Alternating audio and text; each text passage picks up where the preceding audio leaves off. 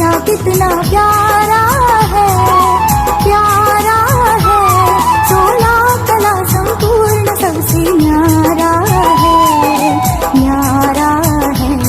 सतयुग का कृष्ण कन्हैया कितना प्यारा है, प्यारा है। 16 कला संपूर्ण सबसे न्यारा है, न्यारा है। सतयुग का कृष्ण कन्हैया। मॉर्निंग। आज की इस पावन बेला में, जन्माष्टमी की पावन मेला में मैं ज्ञान झनकार चैनल पर आप सभी दर्शकों का स्वागत करता हूं। आज हम अपने दीदियों के समक्ष कुछ भाई बहनों के प्रश्न लेकर उपस्थित हुए हैं। डॉक्टर होने के नाते आम जीवन में भी लोग हमसे गीता से रिलेटेड कई प्रश्न पूछते हैं, जिससे लगता है कि लोगों के मन में कई अवधारणाएं हैं और गलत फहमियां हैं। जिस रूप में वो प्रश्न उठे हुए हैं समाज में, उनके उत्तर ना मिलने के कारण हम लोग गीता के वास्तविक ज्ञान से विमुख हो गए हैं। तो कुछ ऐसे प्रश्न लेकर मैं अपनी आदरणीय दीदियों के साथ यहाँ उपस्थित हूँ। आपका परिचय करा दूँ। मेरे साथ बैठे हैं हमारी आदरणीय पूनम दीदी, जो कि पिछले 40 वर्ष से ज्ञान में हैं और ये कोर्स कराते हैं। नॉर्थ जोन के कल्चरल कन्वीनर भी हैं। और उनके बगल में बैठी हमारी आदरणीय खिमिया दीदी, जो पिछले 30 वर्ष से ज्ञान में हैं और सेंटर में चलाती हैं। हमारी आदरणीय कृष्णा दीदी, जो कि सेंटर की इंचार्ज हैं। तो इन चारों बहनों, चौथी बहन बबीता बहन, उनके सहयोग से ये सेंटर बहुत खूबसूरत तरीके से चल रहा है, बहुत सी आत्माओं की सेवा कर रहा है। तो दीदी, मेरा एक प्रश्न है आपसे कि भागवत में ये कहा जाता है कि श्री कृष्ण का जन्म पीपल के पत्ते पे हुआ, पीपल के पत्ते पे अंगूठा चूसते जन्म हुआ। तो बड़ा अजीब सा लगता है कि किसी मनुष्य का पीपल के पत्ते पे कैसे जन्म हो सकता है। इसके पीछे क्या रहस्य छुपा हुआ है? कोई आध्यात्मिक रहस्य है, कोई गूढ़ रहस्य, कैसा रहस्य? कृपया हमारे दर्शकों को बताइए और मुझे भी बताइए कि ये रहस्य क्या है। ओम शांति। बहुत सुंदर क्वेश्चन है जन्माष्टमी के पावन पर्व पर आपका। लेकिन सर्वप्रथम मैं सभी भाई बहनों को जन्माष्टमी के पावन पर्व की हार्दिक बधाइयां देना चाहूंगी। सबके लिए आज के इस सुंदर दिवस पर हम बहनों की यही शुभकामना है कि आप आध्यात्मिकता के गहरे रहस्यों को जाने, पहचाने, समझें। जैसे कि अभी अभी क्वेश्चन किया गया है, श्री कृष्ण के जन्म से जो संबंध रखता है, तो परमपिता परमात्मा ने जो इस समय हमको सत्य ज्ञान दिया है, उस सत्य ज्ञान के आधार पर इस क्वेश्चन का जवाब जो इस समय समझ आ रहा है कि समय चक्र के अंदर जब समय कलयुग से सतयुग में जाता है तो संसार के अंदर महापरिवर्तन की प्रक्रिया चलती है। मेजर वर्ल्ड ट्रांसफॉर्मेशन होता है नेचुरल कैलेमिटीज, सिविल वार और एटॉमिक वार के द्वारा। उस समय संसार का लगभग 3/4 हिस्सा जलमय हो जाता है, एक हिस्सा ही बचता है जो कि अविनाशी होता है। तो हमारा भारत देश जो है वो अविनाशी भूखंड माना गया है, क्योंकि सबसे ज्यादा आध्यात्मिक ऊर्जा भारत देश के अंदर ही है। क्योंकि आध्यात्मिक ऊर्जा के स्रोत परम पिता परमात्मा का दिव्य अवतरण भी भारत देश में ही होता है और भारत देश में ही सबसे अधिक योग साधना करने वाले संत महात्मा रहे हैं। इसलिए भारत भूखंड अविनाशी भूखंड है और समय चक्र के अंदर जब गोल्डन एज आने का समय होता है तो हमें ये ज्ञात हो कि गोल्डन एज का जो फर्स्ट प्रिंस है, परमात्मा पिता ने बताया कि वो श्री कृष्ण जी ही हैं। जिस श्री कृष्ण जी की जन्माष्टमी हम सभी बड़े प्यार से प्रतिवर्ष मनाते हैं, जिसके चरित्रों का हम गुणगान करते रहते हैं, और जन्म जन्मांतर भी हम श्रीमद् भागवत गीता पढ़ते आए, सत्संगों में, कथाओं में सुनते रहे, भाव विभोर होते रहे। लेकिन आज जबकि हम परमात्मा के दिव्य कर्तव्य को और दिव्य ज्ञान को देख रहे हैं, समझ रहे हैं, तो उसके हिसाब से जो बात इस समय स्पष्ट समझ में आती है कि श्री कृष्ण का जन्म भारत भूखंड पर गोल्डन एज में जब होता है, उस समय चारों ओर सृष्टि जलमय होती है। सिर्फ भारत भूखंड जो कि पीपल के पत्ते का रूप ले लेता है, तो ऐसे अविनाशी भारत भूखंड पर गोल्डन एज की फर्स्ट प्रिंस श्री कृष्ण का दिव्य अवतरण होता है, दिव्य जन्म होता है। उसे ही शास्त्रों के अंदर इस रूप में दिखाया गया, भागवत गीता के अंदर दिखाया गया कि श्री कृष्ण पीपल के पत्ते पर अंगूठा चूसता हुआ आया। वास्तव में तो विचार करने की बात है कि पीपल का पत्ता और मनुष्य का बालक दोनों बातें कैसे संभव है। लेकिन पीपल का पत्ता होता है भारत भूखंड, चारों ओर जल ही जल, और सतयुग की प्रथम प्रिंस श्री कृष्ण का दिव्य अवतरण भारत भूखंड में। बहुत बहुत शुक्रिया। तो हमने ज्ञात हुआ हमें कि कहने में कुछ और है और वास्तव में कुछ और है, यानी कि इतनी उच्च श्रेणी की आत्मा के जन्म को हमने कैसे उसको एनालाइज किया और शास्त्रों में उसका कैसे वर्णन कर दिया गया। बहुत सुंदर उत्तर आपका दीदी, शुक्रिया अदा करता हूं मैं आपका। हमारा अगला प्रश्न है कि श्री कृष्ण को हम मक्खन चुराते देखते हैं, कहते हैं श्री कृष्ण ने मक्खन चुराया। तो मेरा अगला प्रश्न हमारी आदरणीय खिमिया दीदी से है। तो दीदी बताएंगे कि इसका क्या अर्थ है, इसका क्या आध्यात्मिक गूढ़ रहस्य है, कैसा रहस्य है ये? तो कृपया इसको बताइए कि माखन चुराने से यहाँ क्या अर्थ हुआ।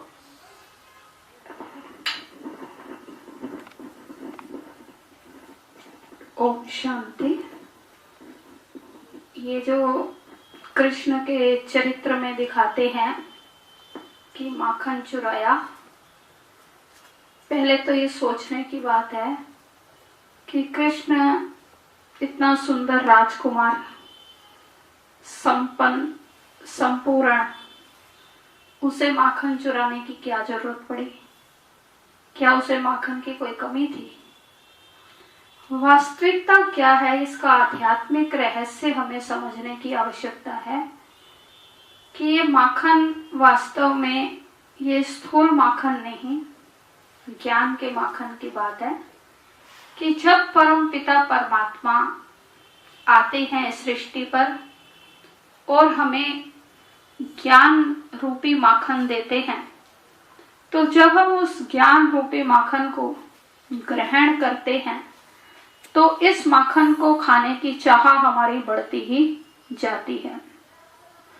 तो ये चाह कभी भी कम नहीं होती, और बढ़ती जाती है और बढ़ती जाती है।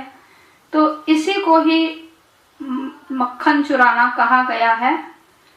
तो वास्तव में ये कोई स्थूल मक्खन नहीं है, ये ज्ञान का मक्खन है। जितना जितना ज्ञान का मक्खन हम खाते जाते हैं, उतना उतना आत्मा संपन्न, संपूर्ण बनती जाती है, सर्व प्राप्तियों का अनुभव करती जाती है, और ज्यादा ये चाह बढ़ती जाती है कि ज्ञान को मैं आत्मा लेती जाऊं, लेती जाऊं, लेती जाऊं। तो इसको ही वास्तव में जो है चुराना मक्खन का कहा गया है। तो ये है वास्तव में ज्ञान रूपी मक्खन की बात। और इस ज्ञान रूपी मक्खन को खाते खाते ही गुणग्राही दृष्टि बन जाती है आत्मा की, और वो गुण भी ग्रहण करने के लिए ज्यादा से ज्यादा ज्ञान को सुनना चाहती है। तो ये है वास्तव में इसका आध्यात्मिक रहस्य। इसका आध्यात्मिक रहस्य हुआ कि मक्खन चोर नहीं, ज्ञान गुण चोर जो आत्मा है, वो अपनी प्यास बुझाने के लिए, अपनी क्षुधा को शांत करने के लिए, ज्ञान रूपी मक्खन को ग्रहण करने के लिए, वो उसे और अधिक उपलब्धि लाने के लिए वो जगह जगह से एकत्रित करती है, जिसको शास्त्रों में यहाँ किंवदंती के रूप में कहें कह दिया गया कि वो मक्खन चुराते थे। बहुत सुंदर, बहुत बहुत शुक्रिया दीदी आपका। तो मेरा अगला प्रश्न है, उसी प्रकार से फिर विचित्र सी धारणाएं बनी हुई हैं। मेरा अगला प्रश्न है कि कृष्ण जी गाय चराते थे। अब यही फिर वही प्रश्न आता है कि जिसको लॉर्ड कृष्णा कहते हैं, प्रिंस कहते हैं, और ब्रह्मांड का शायद मालिक भी कह सकते हैं, सत्युग का प्रिंस भी हो गया, तो वो आत्मा गाय चराएगी। यहाँ गाय चराने से क्या अर्थ है दीदी, हमारे को जरा बताइए कि ये क्या है। कृपया दर्शकों का ये प्रश्न की जिज्ञासा शांत कीजिए कि यहाँ गाय से क्या अर्थ और चराने से क्या अर्थ है। सबसे पहले तो मैं आपको ये कहना चाहूंगी कि हमारे भारत देश के अंदर एक एक भारतवासी के मन में गाय को माता के रूप में सम्माननीय और पूजनीय माना गया है। बिल्कुल। कहीं कहीं तो गाय की पूजा भी करते, क्योंकि भागवत के अंदर यही सुनते आए कि श्री कृष्ण जी ने गाय चराई, इसलिए उनको ग्वाला भी कहा गया, गोपाला भी कहा गया। लेकिन एक और सुन के तो बहुत अच्छा लग रहा है कि जिसको हम ईश्वर भगवान प्रभु कह रहे हैं, तो उन्होंने इतना साधारण सा कर्तव्य किया और उस कर्तव्य को आज चरित्र के रूप में हम भक्ति मार्ग के अंदर, भजनों के अंदर, कीर्तन के अंदर गुणगान कर रहे हैं। लेकिन आज हमारा जन्माष्टमी पर्व मनाना तभी सार्थक होगा जबकि हम इस चरित्र की थोड़ी सी गहराई की ओर जाएं कि एक और तो हम श्री कृष्ण को भगवान, ईश्वर, अल्लाह, गॉड, प्रभु कह रहे हैं, दूसरी ओर एक साधारण सा कर्तव्य उनका चरित्र के रूप में गायन कर रहे हैं। लेकिन ये दिखाई देने वाला साधारण सा कर्तव्य वास्तव में बहुत बड़े परमात्मा के दिव्य कर्तव्य की यादगार है जो हम मना रहे हैं। अब मैं आपको स्पष्ट करना चाहूंगी परमात्मा के इस दिव्य कर्तव्य के यादगार को।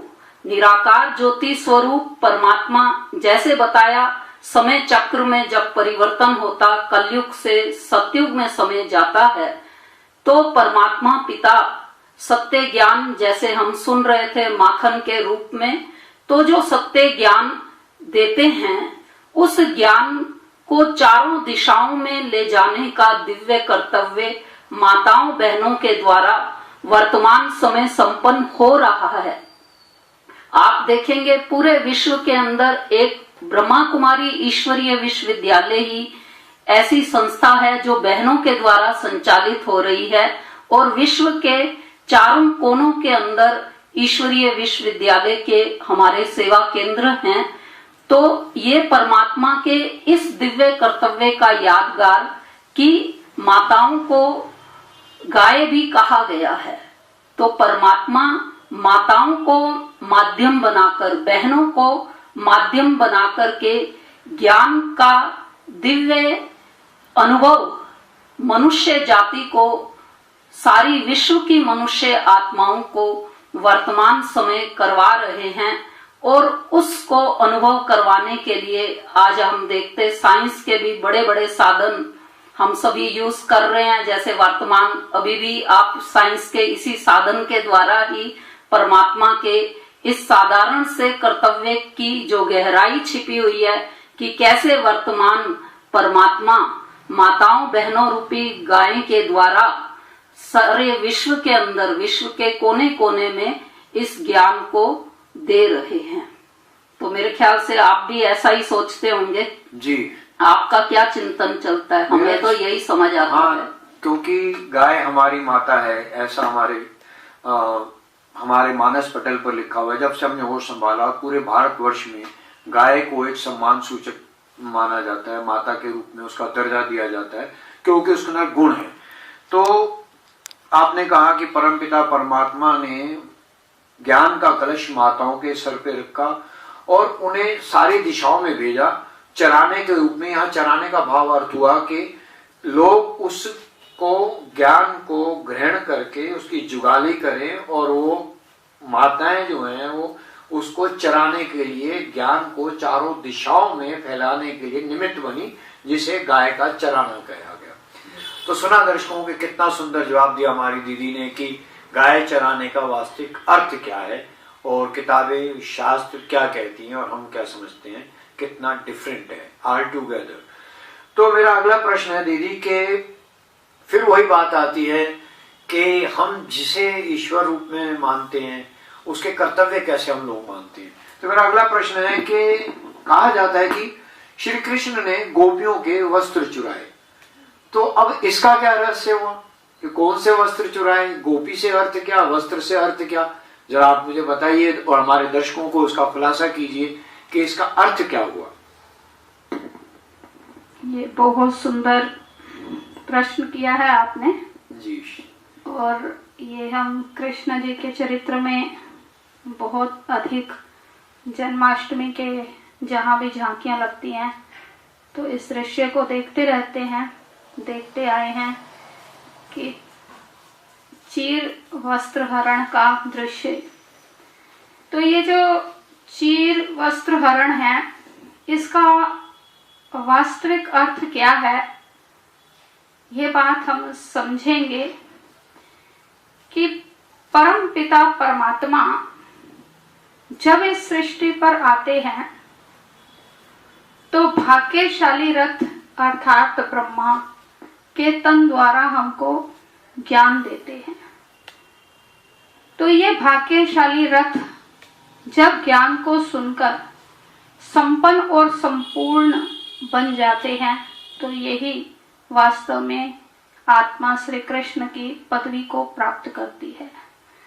तो कहने का भाव यह है कि गोपेश्वर श्री कृष्ण के द्वारा परमात्मा हमको ये बात बताते हैं आकर के कि ये जो वस्त्र है ये शरीर रूपी वस्त्र है वास्तव में। तो इस शरीर रूपी वस्त्र को हमें भूलने का अभ्यास कराते हैं अर्थात अशरीरी बनाते हैं। तो जब हम ये अभ्यास करते हैं तो आत्मा सच्चे सुख की अनुभूति करती है। तो इसको ही पक्का कराने के लिए ये वास्तव में श्री कृष्ण के चरित्र में चीर हरण की बात दिखाई जाती है। तो इसका आध्यात्मिक रहस्य यही है कि हमें इस शरीर रूपी वस्त्र को भूलना है, जिसके आभास में हम बहुत ही अपने जीवन में दुख की विकारों की अनुभूति करते हैं और ये दुख और विकारों के बंधन में बंधे हुए हैं। तो इस बंधन से परमात्मा आकर के हमको छुड़ाते हैं।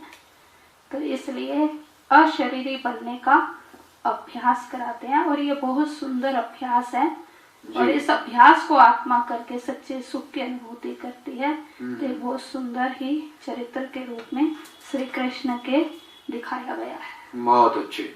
यानी कि यहाँ भाव हुआ कि अपने को आत्मा जानना है। ये जो देह हमें मिली है ये हमें रोल प्ले करने के लिए मिली है, यानी कि ये जो देह है ये वस्त्र है और असली चीज जो है वो आत्मा है। तो हमें इस देह को भूलना है, देह रूपी वस्त्र को भूलना है, अपने को अशरीरी आत्मा जानना है।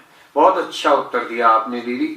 हमारे भाई बहनों मैं भी इस विषय में कुछ कहना चाहूंगी, क्योंकि ये वृतांत जब आता है भागवत के अंदर तो कई व्यक्ति इसका उल्टा भाव बहुत अधिक लेते हैं कि जब श्री कृष्ण जी ने ऐसा कार्य किया और अगर हम भी करते हैं तो इसमें क्या कठिनाई है। लेकिन यहाँ समझने की बात यह है कि जो वृतांत चला वास्तव में श्री कृष्ण जी गोपियों को कुछ सिखाना चाहते थे, समझाना चाहते थे। तो जो उन्होंने सिखाया समझाया आज उसको भी लोग भूल चुके हैं और सीधा सीधा जो शब्द कहे गए वो चाहे वो वस्त्र चुराने के चाहे चीर हरण के जो भी ये शब्द कहे गए हैं उसकी ओर वो ज्यादा ध्यान देते हैं और लेकिन जो उसमें शिक्षा छिपी हुई थी उसको भूल गए।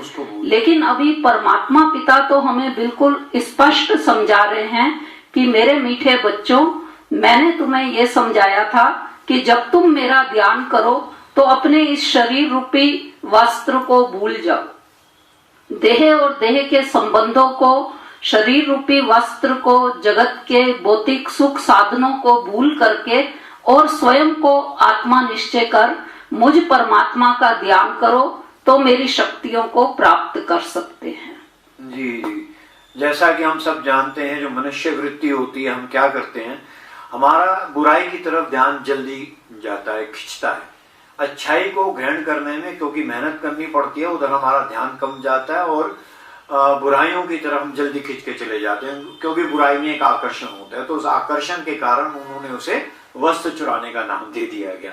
तो आपकी जिज्ञासा शांत हो गई होगी। तो मेरी अगला प्रश्न है दीदी, उसी तरीके से है कि कहते हैं श्री कृष्ण जी की 16,108 पटरानियां थी। अब बड़ी अजीब सा प्रश्न है और बड़ी लोगों की जिज्ञासा समझ में नहीं आती कि कोई व्यक्ति कोई 16,108 पटरानियां कैसे रख सकता है। किसी की 16,108 पत्नियां या सहधर्मिणी कैसे हो सकती है। तो कृपया हमें यह भी बताइए कि इसका क्या रहस्य है, वास्तविक रहस्य क्या है, आध्यात्मिक रहस्य क्या है। वास्तव में श्रीमद् भागवत गीता में जो भी चरित्र दिखाए गए हैं, पहले तो भगवान ने जो श्रीमद् दी, इसलिए इसको श्रीमद् भागवत गीता कहा गया है। तो ये आध्यात्मिक रहस्यों का भंडार है तो परमात्मा के दिव्य सूक्ष्म कर्तव्य, लेकिन उन दिव्य कर्तव्यों को स्थूल रूप में चित्रित किया गया। और वर्तमान समय, क्योंकि कलयुग के अंत का भी अंत समय चल रहा है, तमो प्रधान समय चल रहा है, नेगेटिव एनर्जी चारों ओर इतनी अधिक हो चुकी है कि ठीक बात को, सही बात को भी उल्टा समझते समझते आज जैसे इतने नेगेटिव हो चुके हैं कि ईश्वर का जो सत्य विश्वास है वो भी आज उतना नहीं रहा मनुष्य जीवन के अंदर। लेकिन ये बड़ा ही सुंदर रोचक प्रश्न है परमात्मा के दिव्य कर्तव्यों की रिजल्ट का। वास्तव में भगवान जो इस समय दिव्य कर्तव्य करवा रहे हैं विश्व परिवर्तन करने का, तो उसका जो रिजल्ट है वो है 16,108 की ये संख्या कि निराकार ज्योति स्वरूप परमात्मा पिता, जिनका एक दिव्य अलौकिक नाम श्री कृष्ण भी है, क्योंकि कृष्ण शब्द का आध्यात्मिक अर्थ है सत्य चित्त आनंद स्वरूप। जो सत्य है, जो चैतन्य है, जो आनंद का भंडार है, वो है श्री कृष्ण। तो परमात्मा इस समय सृष्टि पर अपना कार्य करवा रहे हैं ईश्वरीय पढ़ाई पढ़ा करके। और ये ईश्वरीय पढ़ाई विश्व के सभी मनुष्यों के लिए है, लेकिन वो मनुष्य आत्माएं जो कि इस पढ़ाई को रेगुलर पढ़ रही हैं, परमात्मा की श्रीमत को जान रही हैं, समझ रही हैं और परमात्म ज्ञान को अपने जीवन में धारण करके संपन्न और संपूर्ण अवस्था को प्राप्त करती जा रही हैं, ऐसे 8 अरब की मनुष्य आत्माओं में से 16,108 मनुष्य आत्माएं ही ऐसा पुरुषार्थ कर रही हैं। इसी का ही यादगार भक्ति मार्ग में फिर जब हम माला जपते हैं, तो जहां 108 मणकों की माला का, सिमरनी माला का गायन आता है, वहां 16,108 मणकों की वैजयंती माला का भी गायन आता है। तो ये वैजयंती माला भी उन 16,108 मनुष्य आत्माओं की यादगार है, जो कि इस समय परमात्मा पिता के दिव्य कर्तव्य को जानकर, पहचान कर, समझ कर, मान कर, उनके कार्य में सहयोगी बनकर, समर्पित होकर के, पुरुषार्थ करके उस संपन्न अवस्था की ओर बढ़ रहे हैं, जिसकी प्रारब्ध जब ये समय चक्र दोबारा शुरू होता है गोल्डन एज से, तो श्री कृष्ण के साथ साथ वो 16,108 मनुष्य आत्माएं जो इस समय पुरुषार्थ कर रही हैं, वो पूरे गोल्डन एज, सिल्वर एज में उनके समीप रहेंगी, उनके साथ कार्य में सहयोगी रहेंगी। और अगर स्पष्ट शब्दों में कहूं तो जो ये राजयोग है, ये वर्तमान समय हमें राजा बनाने का ही ज्ञान दे रहा है, राजा बनने की ही पढ़ाई दे रहा है। तो कर्म इंद्रियों के हम वर्तमान समय राजा बनते हैं और भविष्य में भी फिर विश्व के राज्य भाग्य को पाने के, राजा बनने के अधिकार को परमात्मा से प्राप्त करते हैं, कर रहे हैं। बहुत अच्छा, बहुत बहुत शुक्रिया दीदी आपका। तो यानी कि 16,108 पटरानियां श्री कृष्ण की नहीं है, ये वो आत्माएं हैं जो ज्ञान ग्रहण करके ज्ञान की उच्च पराकाष्ठा को प्राप्त करती हैं और सत्युग से लेके क्रेता के अंत तक वो उसकी वंशज आत्माएं होती हैं जो कर्मानुसार सृष्टि चक्र में महाराजा महारानी बनती हैं। उन्हीं का ये गायन है 16,108 पटरानियां, 16,108 वंश, ना कि 16,108 रानियां किसी व्यक्ति की होती हैं। तो आप समझ गए होंगे अब 16,108 का प्रश्न का उत्तर। बहुत सुंदर उत्तर दिया आपने दीदी। मेरा अगला प्रश्न है जो कि बहुत अहम है आज के समय में, कि गीता ज्ञान युद्ध के समय दिया गया, जब युद्ध की इतनी विभीषिका हो, चारों ओर कहते हैं उस समय 18 अक्षौणी सेनाएं समाप्त हो गई, जिनकी संख्या कुल मिला के अरबों में होती है, और इतनी युद्ध की विभीषिका में क्या किसी हिंसक युद्ध की बात हुई होगी? जो ज्ञान दिया गया होगा वो गीता का ज्ञान होगा या युद्ध से विषय में होगा, ये या कोई हिंसक ज्ञान की बात है? मैं तो नहीं समझता कि कोई हिंसा की बात थी। गीता ज्ञान सुनाते समय हिंसा कोई कैसे कर सकता है? तो इसकी जो उलझे प्रश्न का उत्तर मैं आपसे चाहूंगा कि दीदी क्या बताइए कि ये गीता का ज्ञान जो दिया गया वो महाभारत के समय कौन सी हिंसा की बात थी, कौन से ज्ञान की बात थी?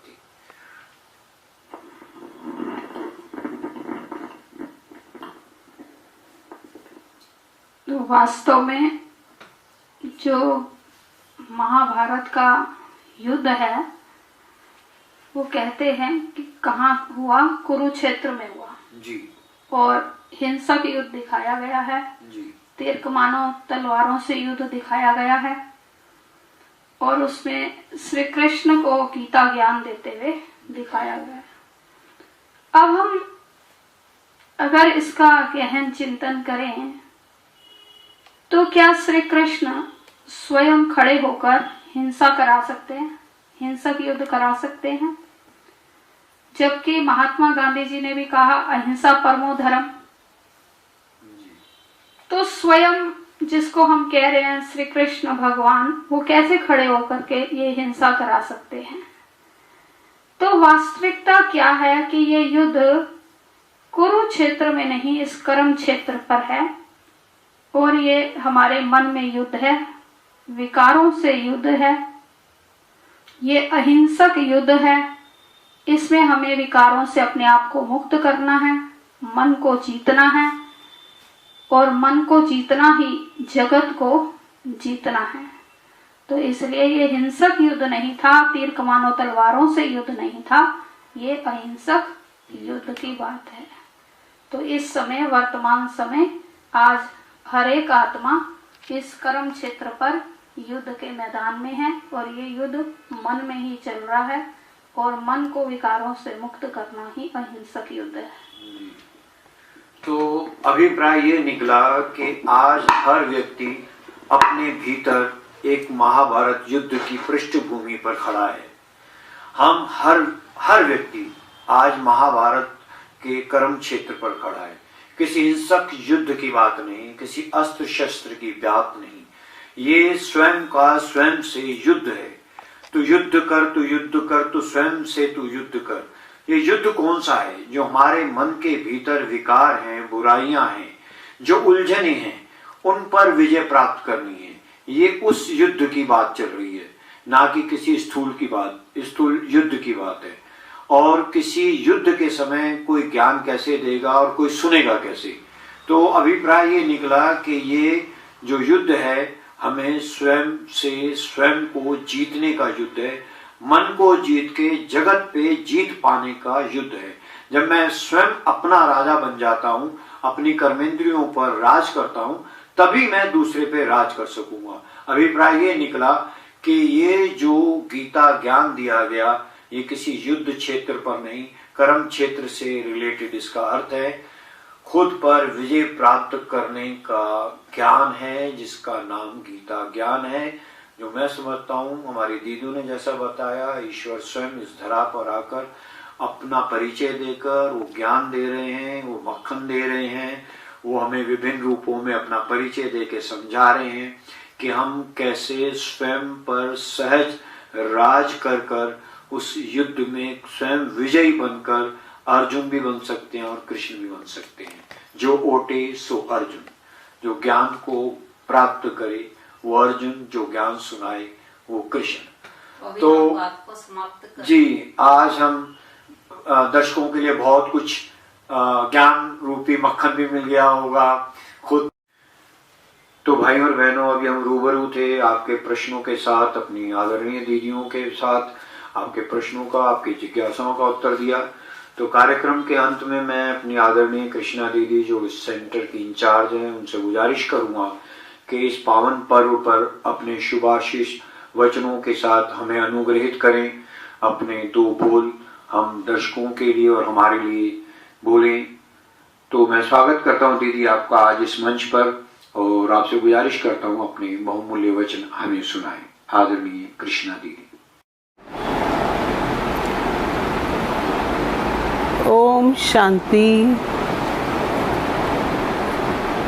आज पुरुषोत्तम संगम युग पर परम पिता परमात्मा शिव, ज्ञान के सागर पतित पावन, सर्व आत्माओं के कल्याणकारी पिता परमात्मा ने हम बच्चों को बेहद का ज्ञान समझा दिया है कि भविष्य आने वाली सतयुगी दुनिया के प्रथम राजकुमार की दुनिया में हमको चलना है, उस जैसा बनना है, उसके संग आना है। तो उस जैसे ज्ञान गुण धारण करके हम अपने आप को श्रेष्ठ महान आत्मा बनाएं। वर्तमान समय की परिस्थितियों के अनुसार आज ज़रूरत है कि हम अपनी स्थिति अवस्था को श्रेष्ठ और महान बना लें। जैसे कि श्री कृष्ण की आत्मा का पार्ट दिखाया है कि हर प्रकार की परिस्थिति को कितना सरल और सुगमता से, महानता से पास किया और सबको पास करवाया, हर प्रकार की परिस्थितियों से पार हुआ। तो इसी प्रकार वो समय हमारा चल रहा है और जो गीता में दिया हुआ ज्ञान नष्टो मोहा स्मृति लब्धा, उसी पुरुषार्थ के लिए हम भाई बहनों को अपनी श्वास, संकल्प और समय को महान तपस्या के साथ सफल करना है। तभी हम अपने अंदर गुणों को धारण करके स्वरूप बनकर, जो बाबा ने लक्ष्य दिया है कि मनुष्य आत्माओं, जो देव आत्माओं की दुनिया में चलने के लिए देव आत्मा बनना है, लक्ष्मी नारायण जैसा बनना है, उन सब के लिए पुरुषोत्तम बनने के लिए महान ईश्वरीय ज्ञान जो है हम स्वरूप में लाएं। तभी आज हमारी इतनी महान पर्व श्री कृष्ण जन्माष्टमी का त्यौहार मनाना सार्थक हो कि श्री कृष्ण की जो आज महिमा हम पूरा भारत, पूरा विश्व करता है, उसकी सूरत देखकर सब आकर्षित होते, सबकी सूरत को, मन को मोह लेता है। ऐसा श्री कृष्ण सतयुगी प्रथम राजकुमार जो आज उनकी यादगार में जन्माष्टमी जन्म दिवस मना रहे हैं, तो उसका जन्म दिवस जन्माष्टमी मनाना तभी सार्थक होता कि जब हम उनकी दी हुई शिक्षाओं को, परमात्म ईश्वरीय शिक्षाओं को आज 100% हम जीवन में धारण करें और उनके संग आने का पक्का लक्ष्य रखें। तभी ये पुरुषोत्तम संगम युगी ब्राह्मण जीवन जो परमात्म स्नेह की श्रेष्ठ रचना है, हम ब्राह्मण कुल भूषणों को शिव परमात्मा ज्ञान योग के बल से श्रृंगार रहे हैं, श्री कृष्ण जैसा हमको सजा रहे हैं, तो उनकी शिक्षाओं को हम अपने जीवन में उतारें, समझें और धारण करते हुए सूरत से मूरत भविष्य की साक्षात्कार कराएं। जो बाबा ने लक्ष्य दिया है कि ब्राह्मण सो फरिश्ता, वर्तमान अनेकानेक आत्माएं दुखी और अशांत, चिंतित, भय युक्त हैं, उन सब आत्माओं को अपने योग बल के द्वारा सकाश देते हुए, पवित्रता की किरणें देते हुए उनको दुखों से मुक्त करें। तो आज श्री कृष्ण जैसे प्रथम राजकुमार, उनकी महिमा भी करते कि देवों में देव महान, ज्यों तारों के बीच चंदा। श्री कृष्ण सभी देवों में देव महान हैं, क्योंकि उनकी महिमा में गाते हैं कि 16 कला संपूर्ण निर्विकारी, मर्यादा पुरुषोत्तम, अहिंसा परमो धर्म। तो श्री कृष्ण की महिमा में सब कुछ, सारी महिमा, ज्ञान सब समाया हुआ है, अर्थात सत्य स्वरूप ज्ञान का सागर परमात्मा शिव, जो हम बच्चों को अब बंधनों से मुक्त होने की, नष्टो मोहा स्मृति लब्धा बनने की हमको ज्ञान योग की शिक्षा दे रही हैं। उस शिक्षा को सचमुच बहुत लंबे समय से हमको मिल रही है। वो शिक्षा आज हम स्वरूप बन जाएं और अपने जीवन के द्वारा अनेकानेक आत्माओं को रास्ता दिखाने के सहज ही मार्गदर्शक बन जाएं। तो इसी उपलक्ष्य में अपने सब भाई बहनों को, ब्राह्मण कुलभूषणों को, सर्व भक्तों को श्री कृष्ण जन्माष्टमी पर्व की बहुत बहुत मुबारक हो, मुबारक हो। ओम शांति, ओम शांति।